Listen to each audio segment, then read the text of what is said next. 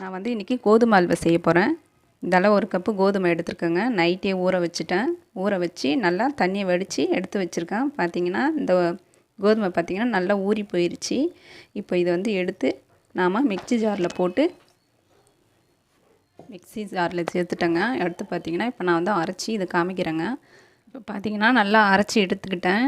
இப்போ இது வந்து தண்ணி சேர்த்து நம்ம வந்து பாலாக எடுத்துக்கலாங்க. எடுத்து வச்சுட்டு இப்போ நான் வந்துட்டு இந்த கோதுமை பாலை வந்துட்டு நான் வடிகட்டி எடுத்து காமிக்கிறேன் பாருங்கள். ஃபில்ட்ரு பண்ணி காமிக்கிறேங்க. கொஞ்சமாக தண்ணி விட்டு திக்காக இருக்கணுங்க. அந்த பால் ரொம்ப தண்ணியாக இருக்கக்கூடாது. பார்த்திங்கன்னா இது நல்லா இப்படி கிளறி விட்டு இந்த பாலெல்லாம் கீழே இறங்கிடும். அடுத்து கொஞ்சம் எக்ஸ்ட்ரா தண்ணி விட்டு கொஞ்சமாக தண்ணி விட்டு இதையும் கிளறி விட்டு பால் கீழே வடிஞ்சிரும். இங்கே பார்த்திங்கன்னா பாலெல்லாம் இறங்கிட்டு கீழே இப்போ சக்கை தான் மேலே இருக்குங்க. இந்த அளவுக்கு பால் கிடச்சிருக்கு. இப்போ இந்த பாலை வச்சு தான் நம்ம வந்து கோதுமை அல்வா வந்து செய்ய போகிறோம். அடுத்து எப்படி செய்யறதுன்னு காமிக்கிறோம். வாங்க வீடியோக்குள்ளே போகலாம். ஸ்டவ் ஆன் பண்ணிக்கிறேங்க.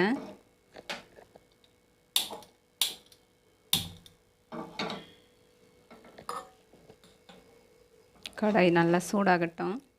கடாய் நல்லா சூடாகிருச்சு. இப்போ 1 கப் வந்து பசும்பால் வந்து நான் சேர்த்துக்கிறேன். இதால் 1 கப் பசும்பால் நான் ஸ்டோரில் வாங்கினேங்க. நீங்கள் பேக்கெட் பால் கூட யூஸ் பண்ணிக்கலாம். கோதுமை அரைச்சேன் இல்லையா, அது ஃபில்ட்ரு பண்ணி நான் வச்சுருக்கேன். அதையும் வந்து சேர்த்துக்கிறேங்க.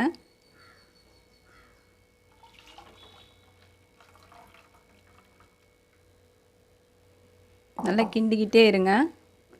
அடிப்பிடிச்சிடக்கூடாது. அடிப்பிடிச்சா நல்லா இருக்காது, ஒரு மாதிரி இருக்கும், தீச்ச வாடை வரும். சிம்மில் வச்சு நல்லா கிண்டிக்கிட்டே இருங்க. நல்லா திக்னஸாக வந்து பாருங்கள். நல்லா திக்னஸாக அந்த அளவுக்கு தண்ணி நல்லா சுண்டுற அளவில் நல்லா அந்த பச்சை ஸ்மெல் போகணும். நல்லா கிண்டிக்கிட்டே இருங்க. நல்லா கெட்டியாக ஆகிட்டே இருக்கும்.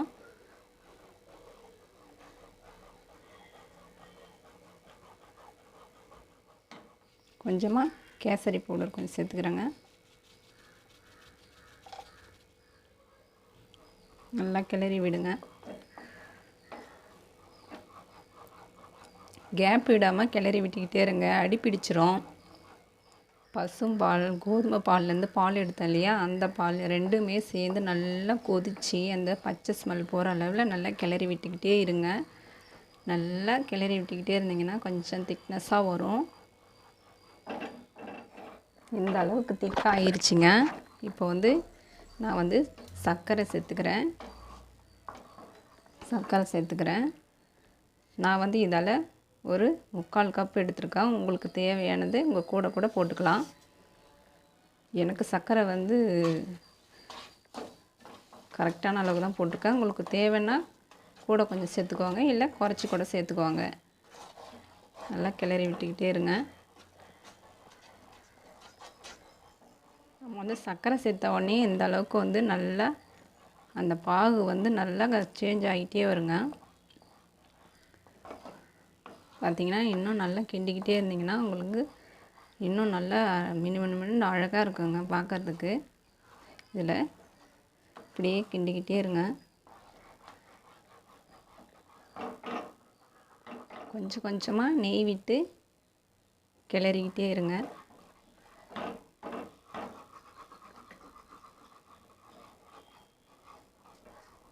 இன்னும் கொஞ்சம் நெய் சேர்த்துக்கலாங்க. இந்த மாதிரி கொஞ்சம் கொஞ்சமாக விட்டு நீங்கள் கிளறிட்டே இருந்தீங்கன்னா நமக்கு சீக்கிரமாக அந்த ஸ்டேஜ் வந்துடும், அந்த திக்னஸ் வந்துடும், இந்த அல்வா ஸ்டேஜ் வந்துடுங்க. இந்த அளவுக்கு கொஞ்சம் கொஞ்சமாக விட்டு கிளறினீங்கன்னா நமக்கு ஒட்டாமல் அல்வா கிடைக்கலாம். இன்னும் கொஞ்சம் நெய் சேர்த்துக்கிறேங்க.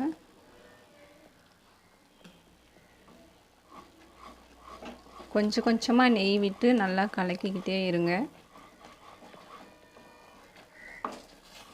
ஃபஸ்ட்டு பார்த்திங்கன்னா கொஞ்சம் தண்ணியாக இருந்துச்சு. இப்போ நான் வந்து கொஞ்சம் கொஞ்சமாக நெய் விட்டு கிளறிக்கிட்டே இருந்தேன். இப்போ பார்த்திங்கன்னா கடாயில் ஒட்டலை, இந்த அளவுக்கு நல்லா வந்திருக்குங்க. நம்ம வந்து எந்த அளவுக்கு நெய் வந்து அதிகமாக சேர்க்குறோமோ இந்த அளவுக்கு கடாயில் ஒட்டாத சூப்பராக வருங்க. சாப்பிட்றதுக்கும் நல்லா டேஸ்ட்டாகவும் இருக்குங்க. இப்போ அல்வா ஃபஸ்ட்டு பார்த்துருந்தோம், கொஞ்சம் லைட்டாக தண்ணியாக இருந்துச்சு. இப்போ நல்லா திக்காயிருச்சு, அல்வா ஸ்டேஜ் வந்துருச்சுங்க. இப்போ பார்த்திங்கன்னா இந்த அளவுக்கு நல்லா கடாயில் ஒட்டாத அளவுக்கு நல்லா வந்துருச்சுங்க. இப்போ நாம் என்ன செய்ய போகிறோன்னா, இப்போது கொஞ்சமாக இதை ஓரம் தள்ளிட்டு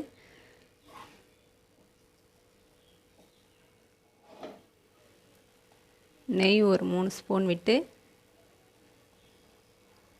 இப்போ ஏலக்காய் முந்திரி இதை நான் இதில் வந்து பொரிச்சிக்கிறேங்க.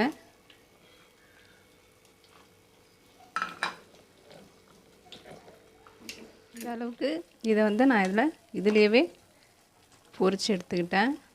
தனியாக நம்ம ஒரு பாத்திரத்தை வச்சு இது பண்ணால் நெய் தான் வேஸ்ட் ஆகும். அதனால் நான் இதிலே வந்துட்டு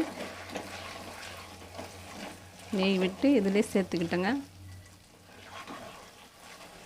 பார்த்திங்கன்னா பாருங்கள், நமக்கு நெய்யும் வேஸ்ட் ஆகாது. இது சைடில் வந்து பிடிச்சிருக்கு, அது ஒன்றும் பிரச்சனை இல்லை. நமக்கு அல்வா தான் முக்கியம். அந்த ஸ்டேஜ் வந்துருச்சு. பார்த்திங்கன்னா நல்லா வாசனையும் இருக்குது, முந்திரியும் நிறையா போட்டிருக்கு, நெய்யும் நல்லா விட்டுருக்கிறதுனால ஒன்றோட ஒன்று ஒட்டவே இல்லைங்க. கடாயில் பார்த்தாலே தெரியும் உங்களுக்கு. இப்போ வந்துட்டு பவுலில் எடுத்து அப்படியே வச்சு சாப்பிட்ற வேலை தாங்க. சூப்பராக வந்திருக்கு பாருங்கள். கிளறும் போதே இந்த ஓரமெல்லாம் நல்லா கிண்டி கிண்டி விட்டுட்டுருங்க. இந்த மாதிரி பிடிக்காது. நான் வந்து அந்த சைடு என்னால் கிண்ட முடியல, அதனால் நான் இந்த அளவுக்கு நடுவில் வந்திருக்கு பாருங்கள். சூப்பராக கொஞ்சம் கூட ஓட்டலை, ஆனால் சைடில் தான் இருக்குது. பார்த்திங்கன்னா இந்த அளவுக்கு சொல்லுது பாருங்கள். அல்வா கோதுமை அல்வாங்க. கோதுமை பச்சையாக ஊற வச்சு அந்த பாலில் எடுத்து செஞ்ச அல்வா பாருங்கள். சூப்பராக வந்திருக்கு. நீங்களும் ட்ரை பண்ணி பாருங்கள். வாயில் போட்டவுடனே கரைங்க, சூப்பராக இருக்குங்க. பாருங்கள், கோதுமை அல்வா நான் நைட்டே ஊற வச்சு காலையில் பால் எடுத்து கோதுமையில் அல்வா செஞ்சுருக்கேன். பாருங்கள், நீங்களும் ட்ரை பண்ணி பாருங்கள். சூப்பராக இருக்குங்க. உடம்புக்கும் நல்லா ஹெல்த்தி. பாலும் சேர்த்துருக்கேன். வேணும்னா நீங்கள் வெல்லம் சேர்த்துக்கலாம், நான் சர்க்கரை சேர்த்துருக்கேன். சூப்பராக இருக்குங்க. செஞ்சு பாருங்கள். பிடிச்சிருந்தால் லைக் பண்ணுங்கள், ஷேர் பண்ணுங்கள், கமெண்ட் பண்ணுங்கள். மறக்காமல் சப்ஸ்கிரைப் பண்ணுங்கள். நன்றி.